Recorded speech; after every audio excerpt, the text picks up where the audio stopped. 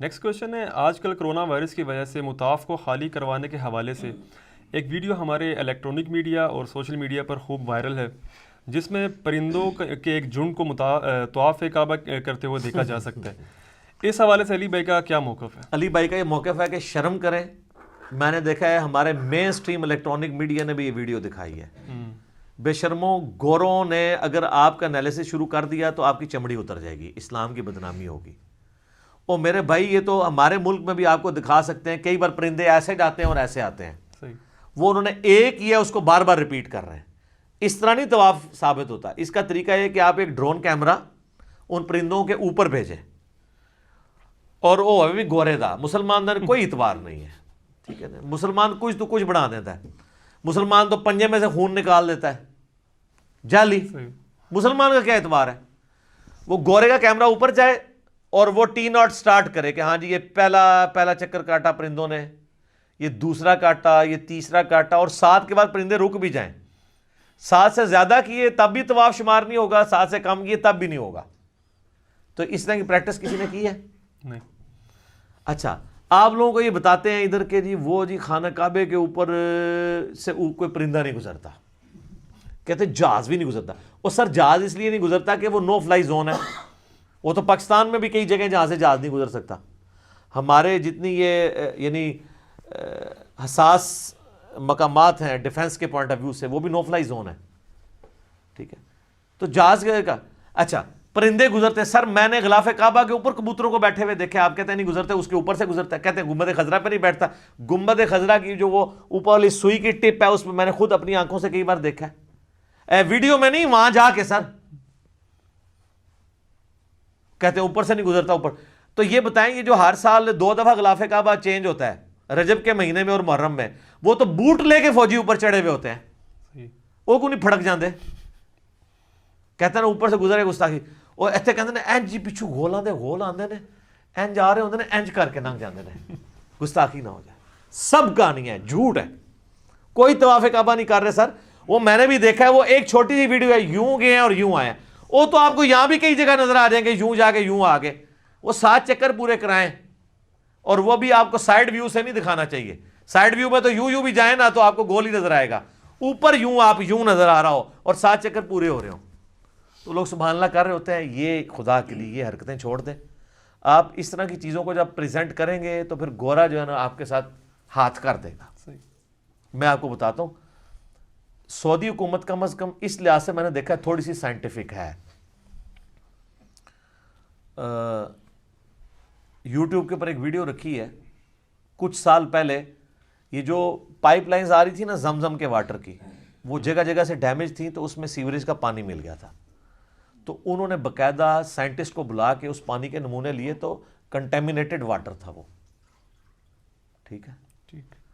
تو پھر سعودی حکومت نے اس کو ریپیئر کروایا۔ ان کا جی یہ زمزم پی کے تو لوگ بیمار ہوں گے۔ اب مجھے بتائیں یہاں کسی مسلمان کو بتایا جائے، یہاں تو مسلمان کا یہ عقیدہ ہے کہ ایک زمزم کا قطرہ عام پانی میں ڈال دو نا تو وہ زمزم بن جاتا ہے۔ تو وہ یہ مانے گا کہ گٹر کا ایک قطرہ زمزم میں شامل ہو جائے تو وہ زمزم کو کنٹیمنیٹڈ اور بیماریوں والا کر دے گا؟ نہیں مانیں گے، وہ کہیں گے تو خود پاک ہو جائے گا۔ ہاں سر، دنیا کو اللہ نے فزیکل فینامنا کے ساتھ جوڑا ہے، اور اس سے بڑھ کے وہ کہیں گے یہ کس طرح ہو سکتا ہے کہ ایک جو گندا پانی اس کی بجال کے زمزم میں شامل ہو جائے۔ یہاں اگر کسی کو کہا جائے نا کہ زمزم کے ساتھ کسی نے استنجا کیا ہے، میں وہ لفظ نہیں بولنا چاہتا، وہ اس کے ساتھ وہ کر دیں گے، آپ سمجھ گئے ہوں گے اشارے کے ساتھ، یہی کریں گے نا۔ تو سر یہ جب مکے میں تو پانی زمزم ہوتا تھا، لوگ اس کو استنجے کے لیے بھی استعمال کرتے تھے، پینے کے لیے بھی استعمال کرتے تھے، ہنڈیا کے لیے بھی استعمال کرتے تھے۔ یہ تو اب ہے نا کہ انہوں نے، ان کے پاس ٹیکنالوجی ہے، یہ سمندر کا پانی نکال کے وہ یہ کرتے ہیں، ٹھیک ہے۔ تو اس میں کوئی زمزم کی بے حرمتی نہیں ہو جانی ہے، یہ اللہ تعالیٰ کی طرف سے ایک نعمت ہے۔ پانی یعنی پانی جو ہے وہ ہے اس لیے ہے کہ وہ استعمال کیا جائے انسانیت کی فلاح کے لیے، اس لیے تو نہیں ہے کہ آپ انسانیت کو مصیبت میں ڈال دیں اس کی وجہ سے۔ باقی اس کے فضائل و برکات اپنی جگہ ہے، وہ ہم انکاری نہیں ہے، لیکن یہ یاد رکھیے گا سائنٹیفک چیزوں کو بھی اڈاپٹ کرنے کی ضرورت ہے۔ یہ وقتاً فوقتاً سعودی حکومت بہت اچھا کام کرتی ہے کہ وہ پانی کو چیک کرواتی ہے، کنٹیمنیٹڈ واٹر نہ ہو، الٹا یہ نہ ہو کہ زمزم آپ صحت کے لیے پی رہے ہوں اور وہ بیماریوں اس میں جا رہی ہوں۔ یہاں تو آپ کو کہانی کرائی ہے جی خالد بن ولید نے بسم اللہ پڑھ کے زہر کھا لیا, کچھ نہیں ہوا. ٹھیک ہے, کہانی ہے, جھوٹ ہے. بخاری میں موجود ہے, حضور علیہ السلام کی جب یہودیوں نے دعوت کی ہے تو صحابہ کرام نے ساتھ بیٹھ کے وہ زہر والا کھانا کھایا, حضور کی بھی زبان پہ تھا تو وہ نوالا بول پڑا, تو آپ علیہ السلام کو تو خیر اس وقت بچت ہوگی, کئی صحابہ شہید ہو گئے اس کے اندر, انہوں نے بغیر بسم اللہ کے پڑھ کے کھایا تھا. اور جناب امام بخاری نے باب باندھا ہے کہ کوئی شخص زہر والا کھانا نہیں کھا سکتا, اور نیچے وہ حدیث لے کے آئے ہیں کہ نبی علیہ السلام نے فرمایا کہ جس شخص نے زہر کا کھانا کھا کے خودکشی کی, یا پیٹ میں چھرا مار کے خودکشی کی, یا اپنی رگ کاٹ کے خودکشی کی, تو قیامت والے دن دوزخ میں اس پہ وہی عذاب مسلط کیا جائے گا. امام بخاری نے اس سے یہ رزلٹ نکالا ہے کہ زہر نہیں کھایا جا سکتا. سر یہ بسم اللہ پڑھ کے وہ پچھلے دنوں ایک بھائی کی بھی بات کر رہے ہیں جی, اس نے وہ مناظرہ جیت لیا عیسائیوں سے جی, وہ زہر اس نے کھا لیا, بعد میں لیبارٹری میں تسی مجھے دسا جی شعیب بھائی, میں کہ یار شعیب بھائی تواڈے ورگا پڑھا لکھا بندہ یہ گلاں کر رہا ہے. نہیں شیئر کر رہا تھا میں ایک بار, ٹھیک ہے, میں نے جس شیئر کی تھی کہ شیئر کیا تھا, تو میں نے اس وقت کہا یہ کہانی ہے میرے بھائی, لے آؤ کوئی اولیاء اللہ بسم اللہ پڑھ کے زہر نہیں کھوانا انہوں, نہ نصرہ, اس کو ہم نے کہنا ہے کہ اپنی مبارک انگلیاں ساکٹ شریف میں داخل کرے اور ننگے فرش پہ کھڑا ہو, میں تکنا تواڈے تے کیڑی بسم اللہ اثر کرتی ہے. ناگہانی آفتیں ٹلتی ہیں, جو آپ خود اپنے اوپر آفت طاری کرتے ہیں نا وہ وظائف سے نہیں ٹلتی ہے. ایک بندہ جی جو وہ 6-7 اجوا کھجوریں کھائے اور جا کے کوبرے کے منہ میں ہاتھ دے دے, نہیں بچے گا. اس طرح نہیں ہوتا, یہ سب چیزیں ناگہانی آفات ہیں. جب اپنے اوپر آپ طاری کریں گے یا اللہ نے آپ کی تقدیر میں لکھی ہیں, وہ بھی نہیں ٹلنی سر.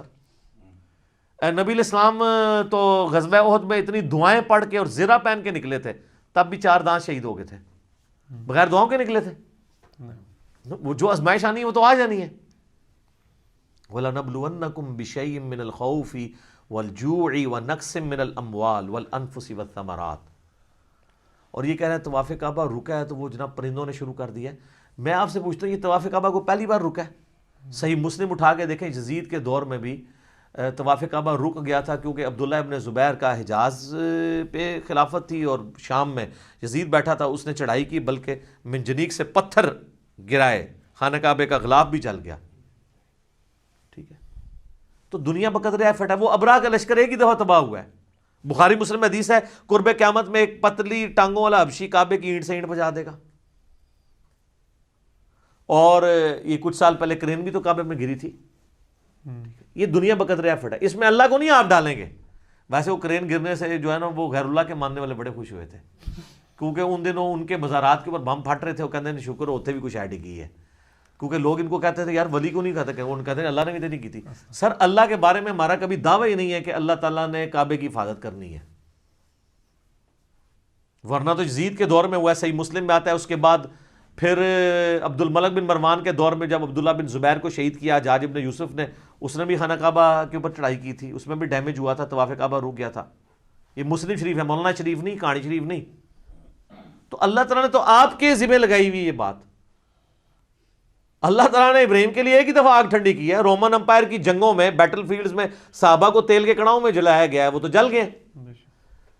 جو اللہ کا شیر ہے حمزہ ابن عبد المطلب, اس کی تو لاش کا مسئلہ ہوا ہے. یہ آپ نے وہ جی کفن میلا نہیں ہوتا کہانی بنائی ہوئی ہے. تو یہ کہانیاں چھوڑ دیں, اس طرح کی کہانیوں کے اندر کچھ نہیں ہے. اللہ تعالیٰ نے یہ چیزیں ساری غیب کے پردے میں رکھی ہوئی ہیں, اس طرح نہیں سامنے لے کے آنا. آپ کو تو کہتے ہیں کعبے شریف کے اوپر سے کوئی چڑیا نہیں گزرتی, غلاف کعبہ پہ میں نے بیٹھیں کئی بار دیکھی ہیں, اور کئی پاکستانیوں نے وہ چھوٹی کینچیاں رکھی ہوئی ہیں, وہ اس کو ٹک مار کے بھی چلے جاتے ہیں, وہ برکت کے لیے لے آتے ہیں. تو ان کی کینچی کیوں نہیں کھنڈی ہو جاتی, وہ ٹک مار رہے ہوتے ہیں. گنبد شریف کے اوپر بیٹھے ہوتے ہیں, وہ کہتے ہیں نہیں گنبد کا سایہ زمین پہ نہیں پڑتا. اور سر زمین تے کی تو پوے وہ دوسری منزل ہوتے ہیں, اور پوڑیاں چڑھ کے اوپر جاؤ, اوپر جو دوسری منزل ہے اس کی زمین پہ پڑا ہوا ہوتا ہے سایہ. کہتے ہیں سایہ ہی کوئی نہیں ہے. یار مجھے بتائیں, اگر گورے کو آپ نے یہ باتیں پیش کی اور اس بنیاد پہ مسلمان کرنے کی کوشش کی تو وہ بعد میں کتنا مایوس ہوگا. اسلام تو کوئی اس طرح کی کہانی نہیں کرواتا. نبی علیہ السلام نے کبھی کوئی اس طرح کی باتیں نہیں کی ہیں کہ امت کو اس طرف لگا دیا جائے کہ وہ یہ کرنا شروع کر دے. ہمارا تو کہیں پہ کلیم نہیں ہے کہ یہ اس طریقے سے ہوتا ہے. معجزات کو, کرامات کو ہم مانتے ہیں, لیکن وہ بالکل ایک ڈیفرنٹ چیز ہے. وہ مسئلہ number 131 A B C D میرے 4 لیکچرز دیکھ لیں تو آپ کو پتہ چلے گا لہٰذا جن ٹی وی چینلز نے یہ چیزیں چلائی ہیں اللہ کا خوف کریں, اپنی ریٹنگ کے لیے یہ نہ کریں. ویسے بیچارے کچھ تو ویسے ہی دین سے ہی نابلد ہیں, ان کو ویڈیو ملی انہوں نے پکڑ کے چلا دی, ٹھیک ہے, پختر و بعد ان کو یہ نہیں پتا کہ اس کا رزلٹ کیا نکلنا ہے. اور میں آپ کو بتاؤں, میں یہ تکبر کے طور پہ نہیں کہہ رہا, میں اللہ تعالیٰ کا شکر ادا کرتے ہوئے کہہ رہا ہوں, اس پلیٹ فارم نے آپ کی آنے والی نسلوں کو ایتھیسٹ اور سیکولر ہونے سے بچا لیا ہے, کیونکہ دین کا جو آپ نے چہرہ پیش کیا تھا نا, انہوں نے پوری پوری انجینئرنگ کر دینی تھی. وہ یار ہمارے چھوٹے چھوٹے بچے ہیں, وہ ہم سے سوال کرتے ہیں کہ جی یہ بابا کیسے ہو گیا, تو کہتا ہوں بابا بیٹا یہ کہانی ہے. ہاں ایک گل ہے کہ تھوڑے بابا جو اتنی عمر دا سی نا, وہ چڈو ہی سی. میں نے آپ کو بتایا نہیں ہے کہ میں اپنے بیٹے کو ایک جگہ تبلیغی مرکز میں ہم زور کی نماز کے بعد بیٹھے ہوئے, تو وہ بائی چانس میری بدقسمتی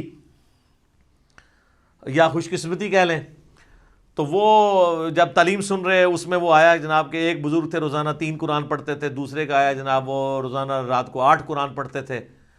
تو وہ باہر جب میں نکلا, میں نے کہا میرے بچوں درس کیسا تھا؟ کہتے ہیں درس تو بابا اچھا تھا, لیکن یہ روزانہ 8 قرآن کون کیسے کوئی پڑھ سکتا ہے؟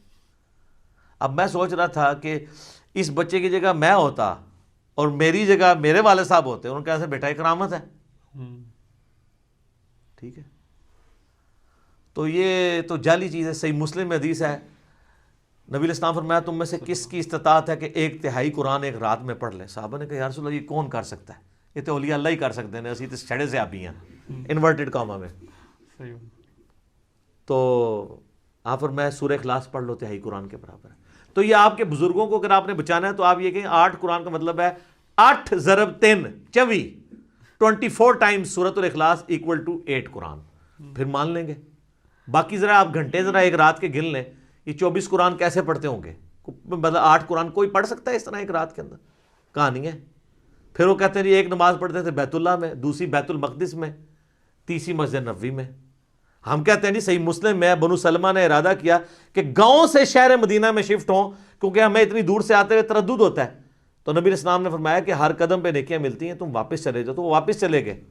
انہوں نے تو نہیں کہا کہ یا رسول اللہ ٹھیک ہے پھر ہم اڑ کے آ جایا کریں گے بجائے گھر شفٹ کرنے کے. تو تسی کہتے بزرگ اڑ لیندے نے. سب کہانی ہے.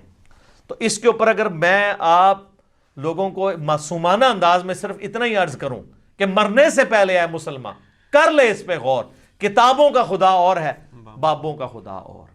یہ بابے جس خدا کا تعارف کروا کے گئے ہیں وہ نہیں ہے جو کتابوں کے ذریعے ہوا ہے. ان بابوں کو مانو جو کتابوں کو مانتے ہیں. کتابوں میں تعارف ہے. ٹھیک ہوگا جی, جزاک اللہ.